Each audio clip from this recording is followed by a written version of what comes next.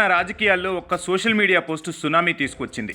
BJP MLA Raghunandan Rao మంత్రి కొండా సురేఖకు ఓ కార్యక్రమంలో నూలుపోగులతో చేసిన దండ వేసిన ఫోటోను తీసుకొని బీఆర్ఎస్ సోషల్ మీడియా కార్యకర్త ఒకరు జుగుప్సాకరమైన కమెంట్తో పోస్టు పెట్టారు. ఈ పోస్టును చూసి మంత్రి కొండా సురేఖ కంటతడి పెట్టుకున్నారు. కాంగ్రెస్ నేతలు తీవ్రస్థాయిలో ఫైర్ అయ్యారు. ఆ పోస్టు అభ్యంతరకరంగా ఉందని హరీష్ రావు కూడా విచారం వ్యక్తం చేశారు. ఇక పరిస్థితి సద్దుమణుగుతుందని అనుకునేంతలో కేటీఆర్ చిట్చాట్లో రాహుల్ గాంధీ కొండా సురేఖపై చేసిన కమెంట్స్తో మొత్తం వ్యవహారం చేయి దాటిపోయింది. బుధవారం ఉదయం మీడియా ప్రతినిధుల చిట్చాట్లో కేటీఆర్ కాస్త ఘాటుగా మాట్లాడారు.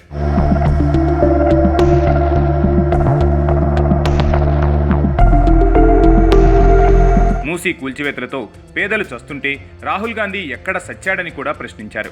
కొండా సురేఖ ఏడుపులు పెడబుబ్బులు అన్నీ డ్రామాలేనని అన్నారు. అవి కెమెరాల ముందు చేసిన వ్యాఖ్యలు కావు, కానీ మీడియా ప్రతినిధులు యాజ్ ఇట్ ఈజ్గా రిపోర్ట్ చేశారు. ఫలితంగా కొండా సురేఖ మరో అడుగు ముందుకేశారు.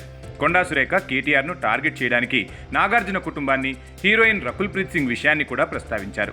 వారి పేర్లు ప్రస్తావించకపోతే రాజకీయ విమర్శలుగానే ఉండేవి, కానీ ఆ కుటుంబాలకు రాజకీయాలతో సంబంధం లేదు. అయినా వారి విషయాన్ని తీసుకురావడంతో వివాదం అయిపోయింది.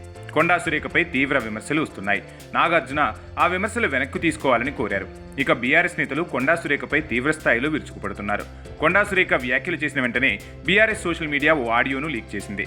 వేరొక మహిళతో కొండా సురేఖ మాట్లాడుతున్న ప్రైవేట్ సంభాషణ అది. అందులో అసభ్యకరమైన మాటలు ఉన్నాయి, కానీ అది రాజకీయం కాదు. అయినా దాన్ని ఆన్లైన్లో పెట్టేశారు. ఆ ఆడియో ఎక్కడి నుంచి వచ్చింది, ట్యాపింగ్ చేసినప్పుడు రికార్డింగ్ చేసిందా అని కాంగ్రెస్ నేతలు ప్రశ్నిస్తున్నారు. కాంగ్రెస్ నేతలు కొండా సురేఖకు అండగా నిలుస్తున్నారు. బీఆర్ఎస్ నేతలే మొదట ప్రారంభించారని అంటున్నారు.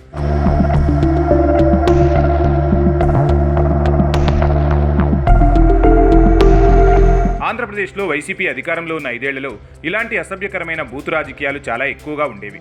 వైసీపీ తరపున తెరముందుకు వచ్చే పేర్ని నాని, కొడాలి నాని, రోజా, పోసాని ఇలా ప్రతి ఒక్కరూ తమదైన భాషతో 5 ఏళ్ల పాటు దడదడలాడించారు. వారికి కౌంటర్ ఇవ్వడానికి టీడీపీ నేతలు అదే పని చేశారు. కుటుంబాలను కూడా సోషల్ మీడియాకు ఎక్కించుకుని ఆరోపణలు ప్రత్యారోపణలు చేసుకున్నారు. అందరూ అందరి కుటుంబాలపై ఇష్టం వచ్చినట్లుగా పోస్టులు పెట్టేసుకున్నారు. ఇదేం రాజకీయం అనుకున్నారు జనాలు. అయితే ఎన్నికల తర్వాత ఆంధ్రప్రదేశ్లో మార్పు వచ్చింది. ఇప్పుడు అక్కడ రాజకీయ విమర్శలు వినిపిస్తున్నాయి, కానీ బూతులు మాట్లాడటం లేదు. వైసీపీ అధికారంలో లేకపోవడంతో తమ అధికార భాషను వాడే ప్రయత్నం చేయడం లేదు. టీడీపీ నేతలు గీత దాటడం లేదు. కానీ తెలంగాణలో మాత్రం పరిస్థితి చేజారిపోతోంది.